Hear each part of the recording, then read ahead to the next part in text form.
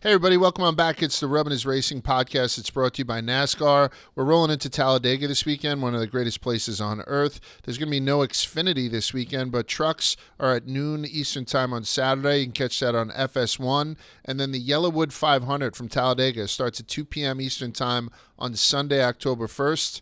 And we're back on NBC. So no more USA. We're back on NBC for, I believe, the rest of the playoff season. So we have Talladega this week, then the Roval next week, which we'll be in attendance for, after which another 4 drivers will be eliminated. And the bottom 4 after Texas are Bubba, Tyler Reddick, Ryan Blaney, and Kyle Busch.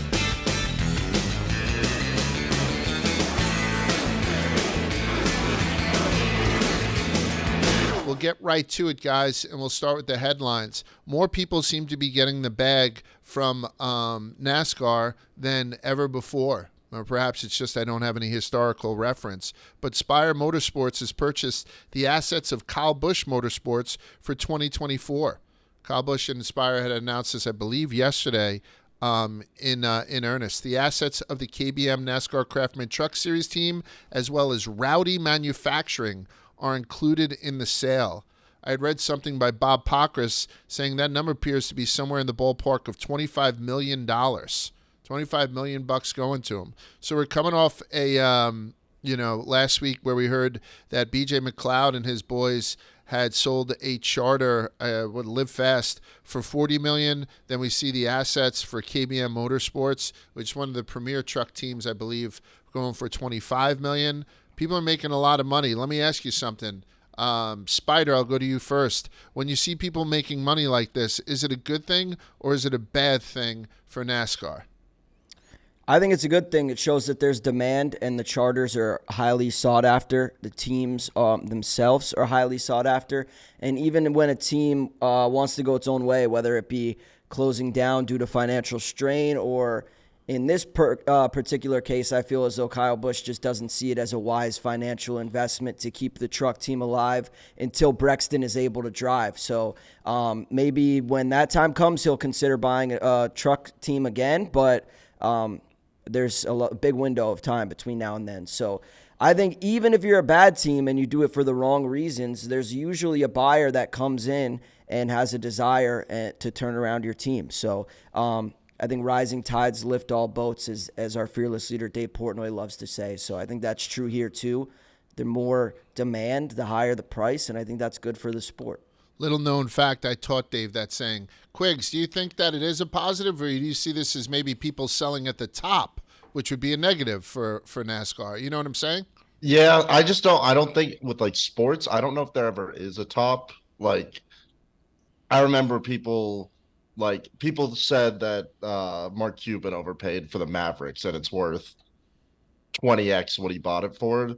A lot of times sports stuff, just if you can hold it, it goes up in value. And I don't think it's a bad thing at all. I don't think I could ever own a business because it just seems like selling is the way to go. There's just so much more money and less stress if you just can offload it for millions of dollars than trying to turn a profit every year. So I don't blame Kyle at all. It would be hard for that 20 million number to be dangling over my head and be like, oh, I can just get rid of this and focus on racing and maybe get back in later on in my life.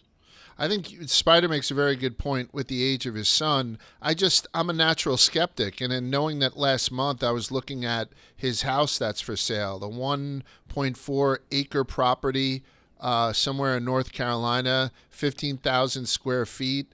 The listing was just under $13 million. I don't know if you guys had ever seen that, but this behemoth of a mansion that's lakefront. And Kyle had said, when we bought this house, we made it into a home. We had the joy of hosting both our kids' first birthday parties, always cherished the other memories we made there. But now the road has changed, right? So he's got to go, since they're putting it up for sale because we hope that the owners love it, but we're going to be on the road and we need a property located better to proximity to the majority of our activities. So I get that too. Like I did it. I just downgraded my house. We went to a smaller house because I'm trying to create a home where my kids don't feel comfortable coming back after college. Like we want them to be like, Genius. if you come back, twin beds, Star Trek sheets. That's Bunk it. beds. Yeah, fuck you. So I think maybe if it's along those lines, it makes sense. But otherwise, Kyle Busch is liquidating, right? Let's just keep that in the back of our heads. Yeah. So if something pops up where this makes sense, maybe there's something more to it. And again, I'm just being skeptical. Congratulations to Kyle and the KBM team, who we're big fans of. Yeah, I'm pretty stunned. When I first reported that Kyle Busch was going to RCR, I was told from my source that it was with a massive intention to keep the truck KBM, move it to Chevy, and keep it, winning and prestigious. So that seemed to be a big point of Kyle Busch's decision to go to RCR. So to see him sell the team just not even a year later is pretty wild, in my opinion. All right, so second headline, JR Motorsports tabbed Xfinity Series playoff contender, a guy that we've had on here, Sammy Smith, as its newest driver. So beginning in 2024, this 19-year-old punk kid, Sammy Smith, will ditch JGR and command the number 8 Chevy Camaro full-time, replacing Josh Berry, who we know is moving up to the Cup to fill Kevin Harvick's seat. And then he'll be joining Justin Allgaier, Brandon Jones, and Sam Mayer. So there'll be 2 Sams competing as JRM drivers in the lineup in 2024. I can tell you right now, I like Sammy Smith. We've spoken to the kid. He's a very nice kid. I was kidding around about the punk part. I would have loved to see Jeffrey get that shot. Do you guys kind of agree that might have been the opening for him? Yeah, I mean, in a fantasy world, I think that would be... Huh? Is that it, my fantasy world? You son of a bitch? No, I'm just saying, I mean, I love Jeffrey Earnhardt, don't get me wrong, but I do think there's probably better drivers that can get this seat. And I'm a big Sammy Smith fan. We look at Dale Jr., I'm begging him to go Cup racing. But the one problem is he's a financial sound king. He only does smart financial decisions. And 2 of those, in my opinion, are Sammy Smith and Brandon Jones, 2 guys who bring in immense sponsorship to the team and kind of shore up things for JRM in terms of sponsorship. So I think it's a good move. You got 2 solid anchors on the team there, like I said, with good funding and bringing money in. And that's probably a pretty good foundation to have on your squad. Not to mention Sammy Smith and Brandon Jones are 2 guys that I'm a fan of driving styles. So say what you want about the money that they bring in. To me, I see that as a bonus. Yeah, I think you go youth and potential in the Xfinity Series, and that's way more up Sammy Smith's alley than Jeffrey Earnhardt's.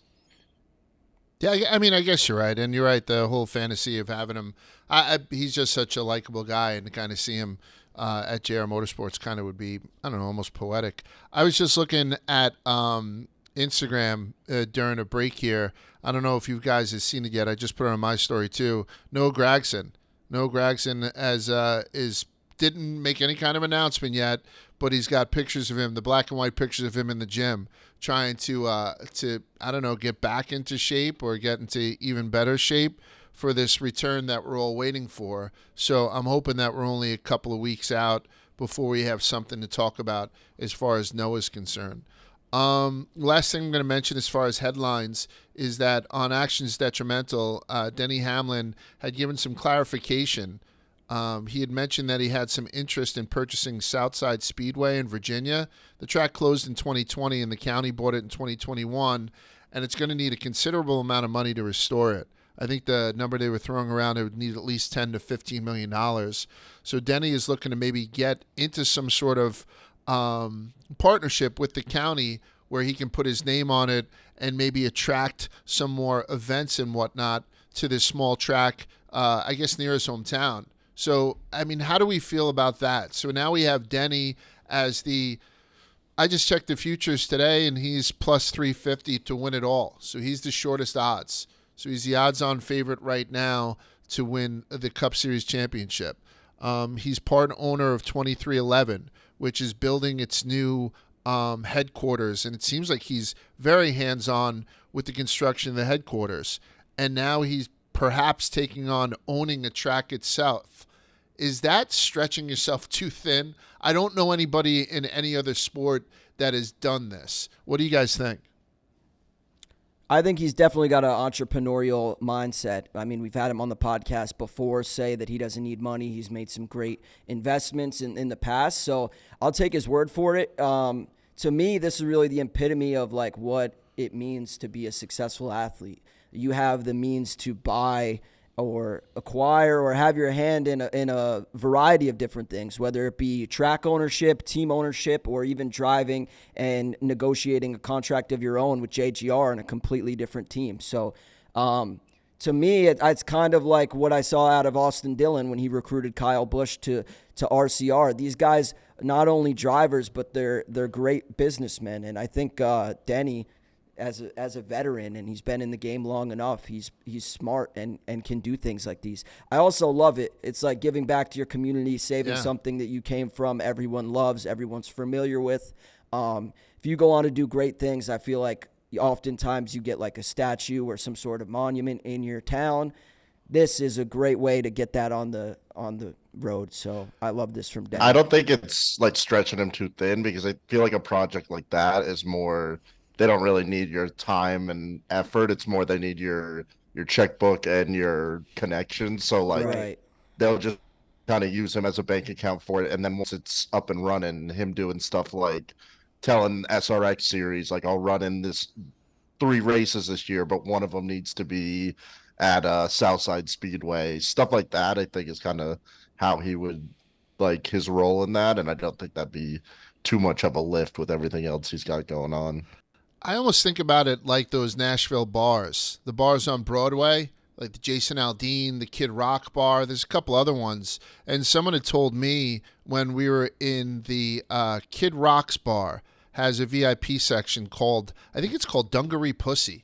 Is that, remember that, Spider? I like don't. We're up in there? You don't, you had your shirt off dancing next to me while Glennie was on stage singing. You don't remember the shit? I think there was I got to send the picture of you. You're out there absolutely shirtless. I think there's a giant neon sign behind you that says Dungaree Pussy. I think that's the name of the VIP. I don't even feel comfortable saying that a third top party time. deck at Kid Rocks. Yeah. And I know that those guys just basically slap their name on it and get 2% of the profits. Do you know what I mean? They're not involved at all. I could see Denny, particularly if he wins a championship this year, maybe wind down the career and then have that owner, you know, moniker first and foremost on his card, but then really be hands-on. Not scooping Italian ices at the concession stand, but it just seems like something that he'd be involved in. I love this. And I'd love to see more guys get involved like with their hometown tracks, because I haven't seen much of it. I guess there's like Cal Ripken minor league baseball parks and maybe even like smaller than that. But I think this is cool as shit. Dale Jr. was massive in North Wilkesboro. Right. And I think a few others. He had like a whole series about like old abandoned tracks and bringing them back. Before we go on to a recap, I just want people to know that I shit on Danica Patrick last week, and I've gotten a bunch of DMs and messages after I went on a little bit of a rant. 100% of those messages were on board with us. Doesn't seem like this poor girl has got no support for fucking up and saying what she did. So I'm not going to bring it up again. Yeah, but I feel kind of people did love it. Yeah, I feel kind of vindicated. With that, let's go to what happened this weekend. We'll do the recap and the over-under. It's brought to you by Coca-Cola. I'm going to tell you guys right now, Coca-Cola, particularly the Coke Zero Sugar, is one of the best parts of my day. It's certainly the best part of recording this podcast, because about halfway through, I get a little bit parched, so I get a little refreshing little kick from a Coke Zero. Perfect soft drink to enjoy whether you're watching a race or going to a race, and you can become part of the Coca-Cola family just by going out and picking yourself up some today. Is this the best Coke I've ever had? Probably. Is it the best Coke you'll ever have? There's only one way to find out. That's to go out and have one. All right, so Texas. Probably needed a lot of Coke down in Texas because it was hot as balls. It was 101 on the track. Spider has been in a stock car when it's been 101 on the deck, and he can tell you firsthand. How brutal was it, actually, Spider, breathing in 130-degree air when you were in there with Junior? Yeah, it was crazy. The full fire suit, no cool shirt. Like these guys, it was pretty gnarly. But the one thing I would say is your whole entire body is just like sweating. Like I came out of there, it looked like I came out of the shower. I took my hat off. My entire head was soaking wet. So like, it is no joke. And granted, I was only in there for like 15 minutes tops, so I can't imagine having to actually drive the car and be responsible for the steering and then also face those elements. It's something that probably takes immense physical conditioning. Thank God they went from 500 to 400 miles, right? It gave the kids some respite. I know people toss around the idea of whether billiards players can be considered athletes, whether bowlers can be considered athletes. Whenever I see these guys pilot a car for 400 miles in a 130-degree cockpit, for all intents and purposes, I don't think it leaves any doubts that these guys are they do stuff that other athletes probably couldn't do. It was a good race, sloppy, right? We had a lot of accidents, a lot of people didn't finish, but on that final restart, it was Chase Brisco. It was our guy Chase Brisco and Bubba Wallace on the restart, and they were side by side to where all of a sudden Willie B, that sneaky little son of a bitch, made it 3 wide, took off, grabbed some clean air, and was untouchable. So William Byron, congratulations to him. He gets his 10th career win and the 6th one of the season. I mean, I know that we've been intimate with, Byron this whole season, but I just kind of forget that he has fucking 6 wins, man. Wow. And with that 6th win, Hendrick gets their 300th win. I think they've done it with 20 different drivers at 31 different tracks, but congratulations to them all the way around. The only bad thing about this is that it brought out the stupid hats, and including Rick Hendrick wearing a gigantic silver big hat that said 300 wins on it, where he looked like an absolute moron. What's your takes on Willie B, my friends? I thought that Rick Hendrick looked way better than another member of the team wearing that big hat. I don't know if you guys saw Kyle Larson try to put the hat on, I saw but that. It swallowed up like his whole head. It was just like from shoulders up. So I like the big hats. I love that all the team got in on it, including the team owner. It looked like Hendrick was in good spirits, understandably so. 300 wins, a lot to celebrate. William Byron, 6th win of the season. As much parity as we've seen in the season, he's still running away with double the win count of the second place driver. So really impressed with William Byron, and I think, as I said a couple weeks ago, I think he's my pick consistently to lift the trophy this year. Is he the best driver in NASCAR? Like, I don't know if we go around and we ask people. I know it's just one season, and I know people with this new generation car and whatnot, but is he the best driver in NASCAR, Quiggs? Yeah, I mean, we kind of talked about this earlier, and I said yes in with the worst energy possible. Reluctantly, you said yes. Yeah, you were reluctant. Because I don't think he is, but it's hard for me to say no. Like, it doesn't feel like he's crazy dominant. Like, he's not, but he is at the same time. And I think we kind of talked about it before. Like, the way he's spaced out his wins doesn't make it feel like he's as ahead on wins as he is. But yeah, I don't think I could throw out another name and say that they're a better driver than him this season. I think then that why would be is a that dumb statement.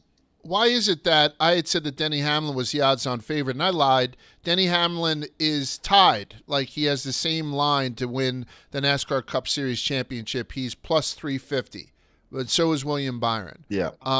So it's those two. Is it just because he's such a, like, we'll call him the Velvet Hammer? When I worked on Wall Street, there was a guy who wasn't loud. He wasn't loud when he came and he hit me on bids. I used to get taken on offers and hit on bids, and I would lose a lot of money on them. So when people would come in, sold you 100,000 shares of Duke, and then all of a sudden they would be like all pomp and circumstance. There was always this one guy who would just like hit me on the inside thing, be like, sold you 250. And I'll be like, holy shit, I just got hit with the Velvet Hammer. And I think like William Byron's that way too. I think that's the perfect word, phrase to describe him. He's the Velvet Hammer. Yeah. And if you look at how many laps led he had in some of his wins early in the season, I don't know if you guys remember, but when they did that West Coast trip, all we did was watch William Byron beat the field by 5 seconds. Yeah. Like, he couldn't be touched. But even in the case of this week in Texas, I think he only led 7 laps. So he's doing it both ways. He's either the fastest car in the fucking field, or he's a guy that's making the right decisions late in the race. And listen to this. The youngest drivers in history to get 10 wins, right? The youngest drivers in NASCAR Cup history to get 10 wins. The youngest of all time is Kyle Busch. He got to 10 wins by the time he was 23. Jeff Gordon and Chase Elliott got to 10 wins by the time they were 24. And then after that, the next three, so that's the top 6 quickest to 10 wins, is Petty, Joey Logano, and now Byron, all around 25 years and a couple of months. That's rarefied air to be up there with those guys. So I'm saying that not only is he the best NASCAR driver, I mean, he's on the verge of being one of the all-time greats, right? If he can keep this going, he's right with the right program. It seems like everybody loves him. Where did you guys rank the Hendrick drivers when we're going into 2023? Honestly, where did you rank Spider? I'll ask you first. The 4 Hendrick drivers, where did you rank them? Probably Chase Elliott 1, Larson 2, Byron 3, Bowman 4. I mean, I let my Chase Elliott personal fandom get in the way of probably what should have been Larson 1. I think if you ask people, that's my list is that. Just swapping Larson and Chase. I think if you ask most NASCAR fans who's the best driver in the sport, let alone Hendrick Motorsport, they're going to tell you Kyle Larson, despite our previous answer to is William Byron the best right now. In terms of pure talent, I think it's Larson. So he would probably be my number 2 just because I love Chase Elliott so much. and then you just replaced Larson for Chase Elliott? Yeah. So, my list would have been Larson, Elliott, Byron, Bowman at the beginning of the season.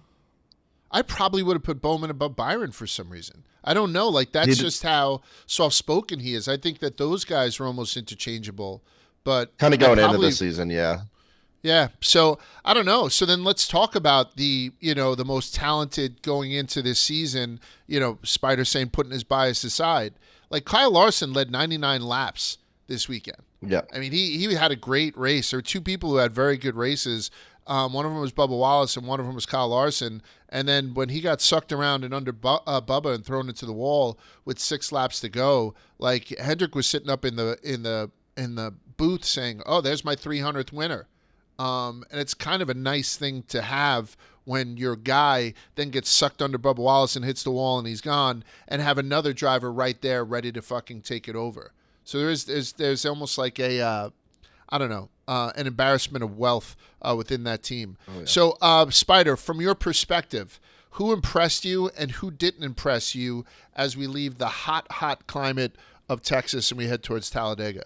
Well, first, let's start with Willie B. 6th win of the season, 300 for Hendrick Motorsport. I don't think he had the best car in this race at any point, and yet he still won, which to me is impressive, and he overperformed. I did also hit on him plus 650, which pre-race, obviously, I thought he was a good chance to win, and then as I saw the first couple stages, I was a little bit more reluctant, and then he ended up pulling it out. So got to show love from William Byron. I want to also shout out Trackhouse, who I've been a little critical of recently. Ross Chastain finishing 2nd, who had a very quiet day and then manages to pull out a P2. So was impressed by Chastain. And then Suarez finished 8th. Ricky Stenhouse finished 9th. Briscoe 10th. 2 guys that I thought over-delivered and looked good. Briscoe was up there competing for the win at that last restart. So really, really impressed with him. And then Justin Haley finishing 13th. Yeah, those were my overs. I didn't really have many unders this week. Maybe a couple guys late back in the pack. Reddick with the 25 finish, Blaney 28th, and then Larson 31st would probably be guys that I was underwhelmed with, but that's strictly based on finishing position. I would say I want to add, and I've been on this train. Eric Jones continues to be the best driver in the worst car, I find. Like, Eric Jones ran a very good race until that late wreck. I'm constantly being impressed with the way Eric Jones is closing out this season.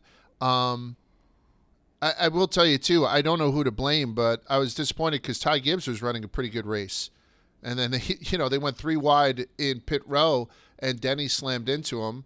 I think most of the blame wound up going to Ty Gibbs right away. And a lot of people now are starting to say, like, maybe it was a little bit of Denny's fault, but I was disappointed. So obviously I know Ty is also disappointed with how he had done down in Texas. I know that Kyle Busch is now on the verge of being eliminated and all that, but I almost want to give him an over just to see Kyle Busch, basically going around the whole speedway in reverse again. That was awesome. I think it's just so fucking awesome. And He makes a show of himself going back to pit road. Like he always does something weird getting back to pit road. I think Logano is legitimately embarrassed that he had the live mic on when they had to come out to tow him. I think it was at Kansas. But man, when Kyle Busch has something go wrong with him, it's always something that you got to keep your fucking eyes on. Yeah. So I know that Spider had mentioned as one of his overs was Chase Brisco. For people who are new to the show, Chase Brisco is a close friend of the show. So we're about to go 3 wide with Chase Brisco for a very specific reason other than the P10 finish.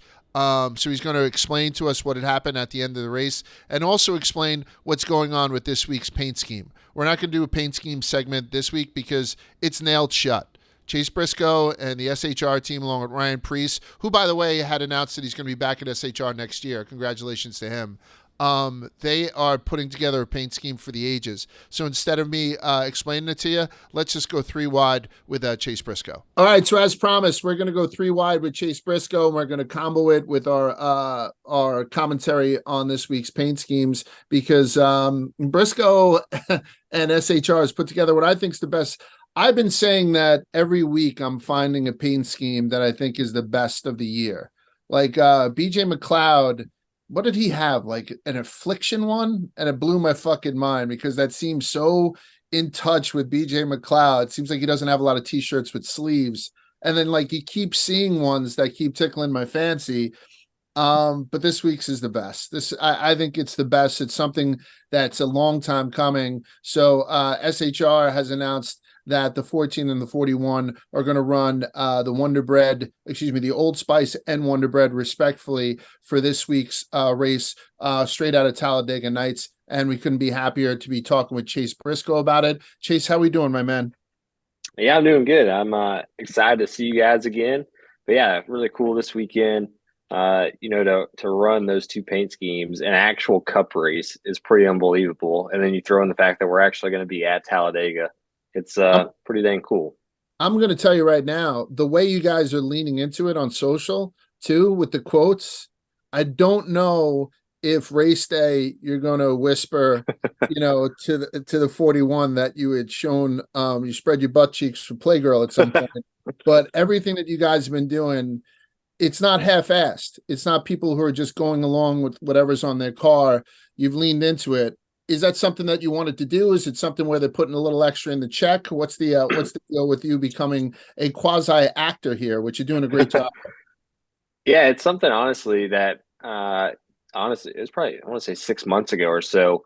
I went to the marketing department and was just talking to them kind of about what we had coming down the line sponsorship wise. And at the time, I think we had 3 races open and one of them just happened to be Talladega. And I kind of just joked. I was like, if we don't have a sponsor and neither does Priest, like we should just do Talladega Nights cars. I was like, the amount of publicity that would get would be unbelievable.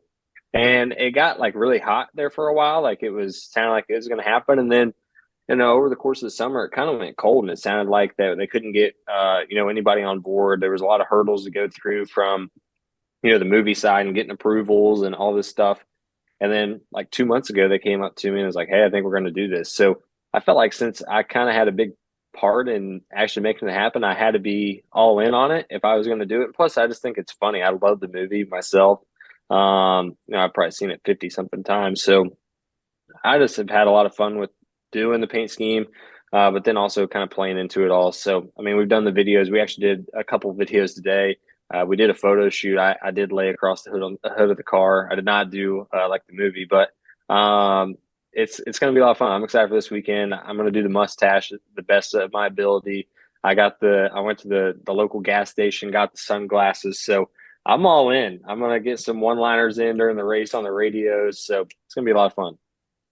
What's your favorite scene from the movie? Iconic movie. I know like every scene is pretty much classic, but one. It's hard to honestly pick one. I don't know. The whole hospital scene, I think, is pretty funny. That one's good.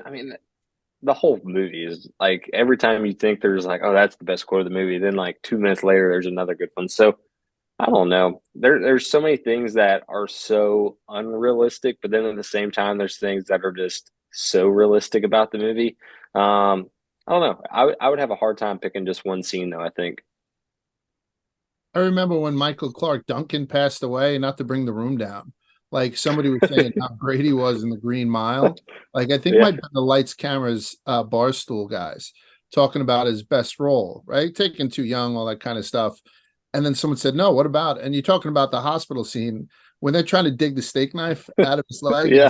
it's like, and it's we're gonna go in with It's the other one. phenomenal. Honest to God, man, it's one of those things that when it's on, I don't think it annoys NASCAR fans either. I think it's one of those ones that was embraced by the NASCAR community, even though there was a lot of fun being poked at them, and some of the shit on it just resonates so much. It does. It's That's what actually I'm saying. Like, there's a lot that's very like far fetched, but there is a lot that is still very realistic. It's crazy. It is funny though how you were saying like I feel like people either absolutely love it or there's the percentage of people that are just absolutely purists and like, oh, that wasn't filmed at Talladega. That part's at Texas or Charlotte, and they like really criticize everything about it. But I think it couldn't have hurt our sport. If anything, it brings more eyes to it. The amount of people that probably would never have watched a NASCAR race or anything, but when Will Ferrell and John C. Riley put out a movie, they're going to go watch it, and that movie's still on literally every week. I feel like of the year, if I turn on CMT or whatever channel, it's always on at some point at like 8 o'clock at night. I'm glad I feel like people are in the NASCAR space are skeptical to endorse Talladega Nights based on whether they think it's just bad for the sport or they can't enjoy the comedy for whatever reason. But I through that enjoy the movie. It's unbelievable. And I know you're one of my favorite chases that you're tapped in on the message boards, right? Like I'll be on the Oh NASCAR yeah, subreddit and I see and I'm like, who the hell is this? And then I look at the username and it's just Chase. It's Chase Brisco at the top comment reply. This was someone saw in the grocery store a Ryan Priest Wonder Bread display and said, "We're coming to Talladega." Did you see that before the announcement? And did that impact when you guys were going live with this news at all? yeah. So it was Sunday after the race. I was sitting on the plane waiting to take off, and I got on Reddit, and it had been posted like 15 minutes before that, and I was like, "Oh no," because I knew it was supposed to get announced on Tuesday at I think 2 o'clock. And I instantly like sent it to our marketing folks and was like, "Did you guys know about this?" And then an hour later, somebody posted a picture like the very front of our car at the shop and was like, "Hey, I think this might be Cal Naughton's paint scheme. It looks similar." And we had been doing everything we could to hide it. We wanted it to be like totally off the record. Nobody would see it coming. We had the cars at the shop, and they were always covered up where you couldn't see any part of them other than literally just the very front of the car. And when that got leaked, it did kind of, I think, take a little wind out of the sails just because it would have been unbelievable if nobody saw it coming. But it didn't really change anything. Like we'd already filmed all this stuff. It just made us where I think Sunday night they released the video of them like opening up a tray and there's like Old Spice in there and Wonder Bread and stuff and said packing the essentials. That wasn't supposed to go out until like Monday night or Tuesday morning. But yeah, it's kind of a bummer, but we can't control. I think they said that an employee, I guess, saw it and took a picture of it and posted it online. But you can always count on Reddit. They always find all the rumors and all the leaks. That's why I love being on there for one of the reasons. I can't take it. I went on Reddit once and I like one of the first comments was I had like feminine hips. And I was like, oh Jesus. And I just got the fuck off of there. I'm gonna bring up last week before we move forward into Talladega. We're big fans of you on this show, obviously. We speak as often as we do to any driver, we're extremely fond of you.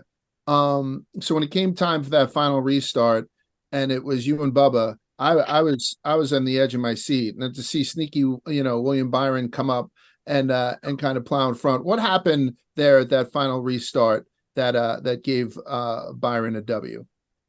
Yeah, first off, I appreciate it. I'm glad you guys are fans of mine. I definitely am fans of you guys. But yeah, that second to last restart, Bubba was on the front row, and I knew that I had to get him past the inside row. So as soon as we got to the restart zone, I just went wide open and I smoked him.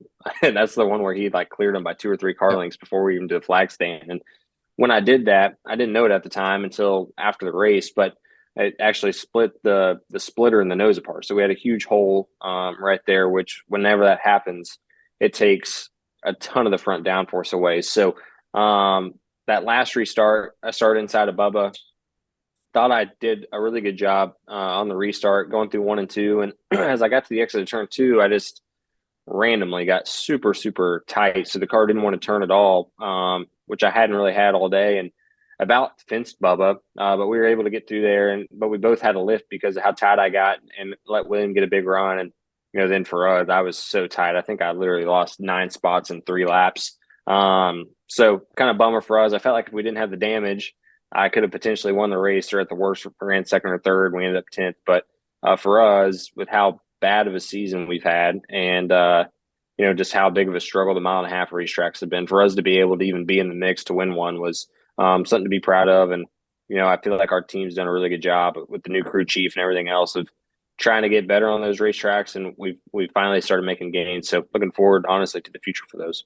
I want to follow up on that question. So since you had said that you'd had a tough season and you'd gotten, in trouble with NASCAR a little bit at the beginning of the season, like, how did you keep spirits up high? How did you keep motivated? Like, obviously coming in, during the playoffs and doing this Talladega Nights thing is just a great, I think, reflection on the type of people that you are, right? Like, you haven't lost sight of the fact that this is about the fans and whatnot, because a lot of people, some people who've had disappointing seasons have just sort of put their heads in their fucking chest and sulked away after every race. How have you kept the spirits up so high this year? Yeah, I will say that's been hard to do in the sense of, my entire career, you always have been in the hunt for some type of points battle or championship. You're always, this has been the first year I've not been in the playoffs. So, I'm normally always racing for the playoffs or trying to put myself in a better position for the playoffs. And this year, after the big penalty, I wasn't really racing for anything other than a win. So, even if we ran second on a given Sunday in the regular season, it literally meant nothing for us because we were so far out of the points. So that part was hard just to rationalize and understand how, even a second place does absolutely nothing for us. And that was hard, I think, for me to go to the racetrack. Like I said, we'd been struggling as much as we were, and just knowing that some weekends we weren't even going to be in contention probably for the win. So, then the crew chief change happened, and I feel like if anything, that's just kept me motivated and just knowing that we have to get better and be in a position where next year, when we start the year, we can be the best that we can possibly be. So that's kept me motivated. That's kept us, I feel like, all accountable on the 14 team, and we kind of see this light at the end of the tunnel. So that's kept us all excited and keep pushing. And then, you get to do cool stuff like this. And, for us being able to bring Old Spice back into the sport, that's enough motivation right there. Anytime you can get a sponsor, right, it's a big deal. So for us to be able to, have them back in the sport, we don't want to go out there and run 30th, right? We want to go out there and win and have them be all excited about being back in the sport. So, there's a lot of things that can keep you motivated, but it is hard for sure whenever you get that. I think it was the biggest penalty in NASCAR history and you're out of the points and everything else. It's hard to stay motivated, but fortunately we got a lot of things to keep us kind of going and hopefully we can continue to finish out the season strong. How come Talladega doesn't have lights? They call the movie Talladega, yet there's no lights. I don't know. I don't know. That is a good point. They do call it Talladega Nights and there's no lights there. There's definitely lights on the boulevard. Yeah, I don't know why we don't have lights at Talladega though. Probably because the party's always at night. So why would you want to race at night? I guess that's a fair point. So I wanted to ask you, what would you consider your high point of the season? Shout out High Point Solutions, one of your top sponsors, one of my favorites. We love the guys at High Point. Thus far in the season, we talked about your penalty and the adversity you faced. If there's one thing, what is it? Yeah, there's not been very many of them. Martinsville, we were able to lead almost 100 and something laps and was in contention to win there. That was certainly one. The Bristol Dirt Race, we ran up front kind of all day long. Indy Road Course, another one we were good all day long. And outside of that, we haven't really been that good. We qualified on the pole at Daytona, led a lot of laps there. But yeah, we just haven't had truthfully a ton of high points. I guess if any, there was a streak there early in the year. We went 3 weeks in a row inside the top 5. So that was probably our best streak and kind of the high point of the season for us. But hopefully we can. There's a lot of really good racetracks for us left, so hopefully we can kind of capitalize on that and actually end on a really good high note. And past of this season, I know, as you mentioned, we got a lot of great racing to follow in 2023. But I want to turn the corner to 2024. Kevin Harvick leaving, retiring from Stewart-Haas Race, and you got Josh Berry coming in. We also uncertainty regarding role. Is there any news there regarding his and I guess what can we expect from Josh Berry and your expectations for 2024 with that squad you got? Yeah, it's definitely going to be, interesting place, I guess, in the sense of, we've always had Kevin there as kind of the leader, right? He's always the guy that kind of steered the ship. And, when you lose a first ballot Hall of Famer, it's impossible to replace that guy. But, I do think Josh is going to be kind of the closest fit you could get to Kevin, just in his demeanor and his upbringing. And, Rodney Childers, the crew chief on the 4-car, him and Josh are super, super close. So, just them having a relationship from the get-go, I think will help. And yeah, there's obviously a lot of uncertainty with the 10-car. If Eric doesn't come back, that all of a sudden makes me the senior leader there from just a time. I've been there since 2021 in the Cup Series, but I'll actually probably be the youngest driver. I know Josh is older than me and Ryan's older than me. So it'll be interesting. It's going to be a lot of change, I think, at Stewart-Haas in the sense of just how, it's ran, once Kevin leaves, just because he has really steered the ship. And when he's gone to not steer that ship, somebody's going to have to take over. So, yeah, I don't know. I'm excited to, try to be the flagship guy there and kind of take that more of that leadership role. But, I feel like that's a role that you don't just raise your hand and say, hey, I'm going to be the leader of this place. I think it comes down to, your results on the racetrack and what you're doing throughout the week and how you, go about the meetings and all those things. So, if we do our job and, run up front week in and week out and kind of be the best car at SHR, then naturally we'll be the leader. But it's definitely an interesting time to be at Stewart-Haas. But I do see a bright future there as much as we've struggled here lately. I feel like because of all the struggles, we're kind of finally seeing the cracks in the wall and everything of where we need to be way better. And it'll just make us better down the road. What about Talladega? It seems like there are so many former champions who are below the cut line who are scared shitless going into this weekend. And even guys who are safe, like Rudy Fugel's like, I want to cover, William Byron and Bubble Wrap just because he's got to punch his ticket to the next round. But, guys like Kyle Busch and Larson and stuff, it's terrifying. Can you like kind of I don't know, relate to that, to how you kind of step in there and you control your own destiny. You don't really control your own destiny, right? You can get sent into the wall or caught off guard, and all of a sudden a fucking wonderful season is over. How do you feel for those guys going into Dega? Yeah, I mean, I envy them from a standpoint of being in the playoffs, but I definitely, being in that position last year and going there, it is the most miserable thing to go do because there's so much out of your control. It would be like, there's really no way to relate it, but it would be like the quarterback going into the Super Bowl, and as he's running out the tunnel, they say, all right, here's the game plan, good luck. And we're going to change the rules as we go because there's so many things that can change throughout the race, things that are totally out of your control. Like you said, I mean, you can literally be leading the race and doing nothing wrong and you get wrecked. So there's just a lot of things that can go wrong there. It's a tough balance. Do you ride around in the back all day, try to miss the big wreck, try to finish good at the end, but then you don't get any stage points. But if you go for the stage points, you can get wrecked trying to get the stage points. It's just not a fun position to be in. It is absolutely miserable. So William Byron's the only guy that's even relatively looking forward to this weekend. Even him, I would say, is not necessarily looking forward to going to Dega just because of the fact that, if you crash, it hurts. It's going to be where you're going to be sore for a couple weeks in the playoffs. So, yeah, not a fun spot to be in with Talladega in the playoffs, but it's drama and drama sells, and it's what makes it fun. From a fan side of things, it's awesome to watch. Last I got for you, Chase. We are probably a couple weeks, maybe a couple days away from our publishing their 2024 schedule. If it were up to you, give me one change you would make from 2023 to 2024. Yeah, I would say I for sure want to go to Iowa Speedway. That's like my favorite racetrack. That that I've raced at in NASCAR. So I would love to go there, but then I would also love to add a dirt race. I know they said we're getting rid of the Bristol dirt race, but I would love to go to Eldora or something. So I guess that's 2 for you, but I think we have to have a dirt race, and I'd love to go to Iowa. Perfect. And I'll wrap up because I know you got to go. You're a busy man. But when you picture Jesus, baby Jesus, how do you picture him? Well, there's a lot of different ways. You can think of him as a 6-pound, 8-ounce baby Jesus. You can think of him, singing lead vocals for Leonard Skinner, and you're in the front row. And there's a lot of different ways. So I can guarantee you, we're all going to be praying to whatever Jesus it is, Talladega, that you get through it good. So yeah, there's going to be a lot of good one-liners this week coming off the 14 radio. So definitely tune in. I can't Can't wait. wait. Thanks again for spending some time with us. We're not at Dega this weekend, unfortunately. We'll be at the Roval, and I think we're going to be competing in the same celebrity kickball tournament, which me and Spider have. Oh, yeah, you're doing it? We put the air quotes around celebrity because us two assholes will be in it. But we'll see you then, and good luck this weekend, my man. Yeah. Good thanks, luck, guys. Chase. Appreciate Put it. that thing in victory lane.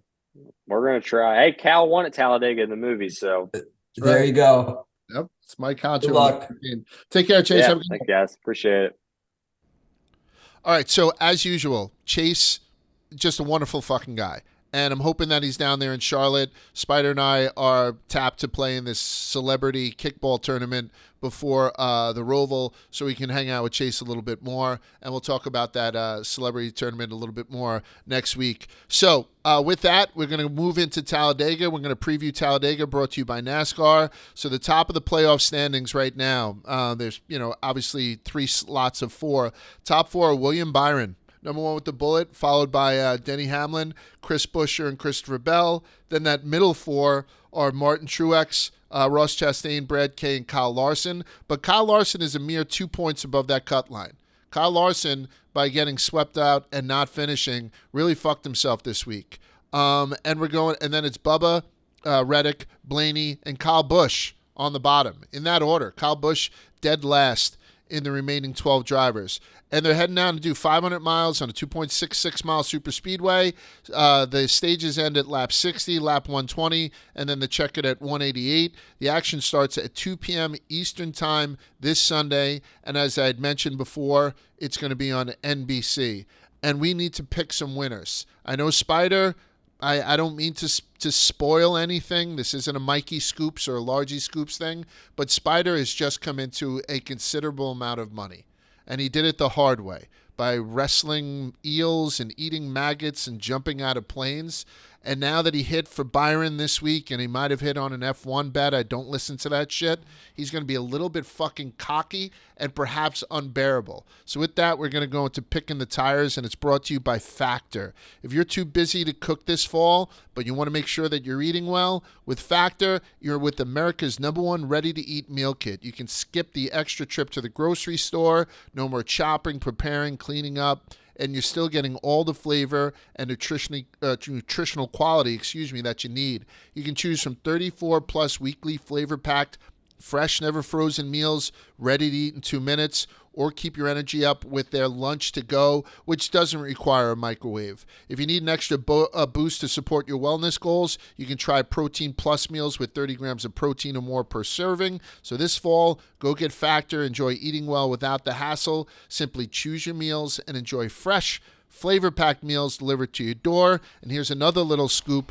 with the upcoming Surviving Barstool. I believe Factor is the one that they're going to be eating here in the office every day. I don't know if I'm allowed to say that, but that's the rumor right now. So these things are very good, especially if they think that Gaz is going to eat it. So how do you get it? Head to factormeals.com/rubbin50 and then use the code rubbin50 to get 50% off. 50 half 100, 55% off. That's code rubbin50 at factormeals.com/rubbin50 to get 50% off. I'm going to tell you guys that again.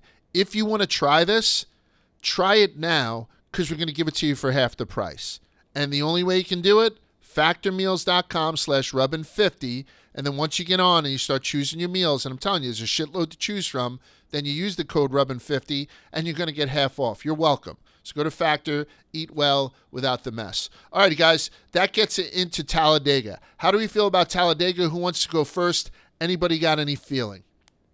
I have a strategy I'm going with. Holy shit. I am taking 4 outrights, and all 4 of those guys are the guys who are below the cut line right now. Okay. So I'm going Bubba plus 1,400, Tyler Reddick plus 2,500, Blaney plus 1,200, Bush plus 2,000. Is that what you're doing, Spider? Just so you could see, I didn't touch anything. I have 3 of those 4 guys. I just think those guys need to win. They're all capable of winning on a super speedway, and I doubt you get to the last lap or two and one of those guys isn't in the top like 4. Um, So and who do you then- have? Bubba, Reddick, Blaney, Bush, all around between 1,200 and 2,500. And then one more pick of Kyle Larson, top 3 plus 600. I just thought the odds on that were worth taking a stab at. Yeah, that's not bad. So Larson in 17 starts, no wins. Martin Truex has 37 starts at Talladega, no wins. Busher has 16, no wins. Bell and Reddick both have 7 no wins. Reddick's one of the guys you said you had in your ticket? Yep. Right, so no wins at Talladega. Not a traditional super speedway guy. So, okay, I'll take that. So Bubba, Reddick, Blaney, Bush, and then you added on Larson for a top 3? Yep. Okay. Spider, you got a lot of overlap? Yeah, I'll modify it a little bit. I'm going to give you 3 outright picks, and 2 of them are the same as Quiggs. I got Bubba Wallace 14-1 and Kyle Busch 20-1. The theme of my card this week is big wins. If you look at Talladega, they both have big wins here. Kyle Busch got his first win for RCR here, and Bubba Wallace got his first win in the NASCAR Cup Series here. So I love Talladega. I think it has a special spot in both those drivers' heart. And then another in the theme of big wins, 6-time winner, William Byron. We're getting him 14-1. He's in the middle of the odds board this week. I think that's incredible value for a guy that we're all super high on. So Byron and Bubba, 14-1. Kyle Busch, 20-1. Those are my 3 outright picks. I also was considering going a little bit of SRH veteran card and just picking Almirola and who's 18-1 and Kevin Harvick who's 25-1, but I'm going to refrain from that and stick with the 3 picks that I gave you. I like it. So you have Bubba, Bush, and Byron. Yep. And Bubba, Blaney, Bush, Reddick, and Larson. We got a lot of B's being thrown around. Triple B. Yeah. I think I'm going to go to top 3s, and I'm going to believe the hype a little bit with after speaking to Chase Brisco. I got such a fucking good head after speaking to Chase Brisco that I'm going to take a top 3 plus 700 with Chase Brisco. Maybe it's more of my heart than my head, but I'll take Briscoe in the top 3. And then just trying to find some other, like that Kyle Larson one jumps out. Yeah. I think I might take Eric Almirola also in a top 3 for plus 500. Take Eric for plus 500. I don't know why, but I'm not giving up on. I don't know. I don't want. I had a lot on my sheet that has overlap with you guys, and I don't want to just gangbang these fucking guys. So I'll take Briscoe plus 700 top 3. I'll take Eric Almirola plus 500 top 3, and then as far as winners. This is such a great race because everyone's like plus 1,200 to plus 2,000. I think I'm going to take, as a winner, I'm going to take Chase. Did anyone take Chase? No. I'm taking Chase Elliott plus 1,400 as a winner. I like Alrighty? that. That's my card. All right, so that's the card for this week. I implore everybody that even though I sort of gave it away, Barstool's Most Dangerous Game Show, Spider won. And he won in convincing fashion. Please watch this goddamn thing wherever you watch Barstool, on YouTube, on the Barstool YouTube page. Obviously, is the easiest way, but you can get to it from the main page. Francis gives a speech for the ages. I think Francis's speech was very good. There's so much shit going on. I implore you guys to watch that and watch Spidey take home 20. Is it 25K, Spider? 25 bands, yes, sir. But you're splitting it, maybe? Yeah, we're sharing some of the money. Maybe put 1,000 on a driver Yeah, this maybe weekend, that's- and then that's what you can pay out with. And Can we That's genius. Spidey scoops that you're shutting out Megan making money from a penny of this? Can we scoop that right now on Rubbin? We'll see. We'll see. Dave's currently quote tweeting saying absolute pussy move to split the money. So definitely ruffling some feathers, but definitely also worth watching. So go check it out. And also, if you guys go to Quiggs' social, he has started this big movement to get Kaepernick back in the NFL, so you can sign all that stuff right there. That's basically, he's at the forefront of that. So you catch him at LibSean Q. And that's it for us from Rubbin' Is Racing. We'll see you guys next week. Peace. Sign Kaepernick.